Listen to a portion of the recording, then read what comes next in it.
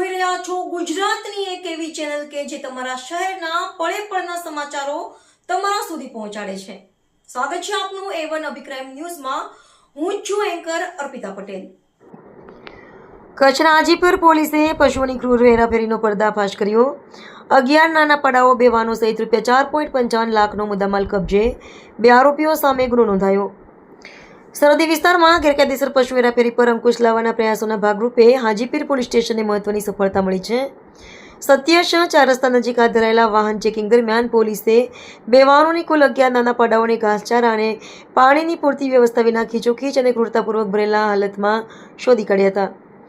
પોલીસે બંને વાહનો સહિત અંદાજિત ₹4.55 લાખનો મુદ્દામાલ કબજે કરી 2 આરોપીઓ સામે ગુનો નોંધ્યો છે।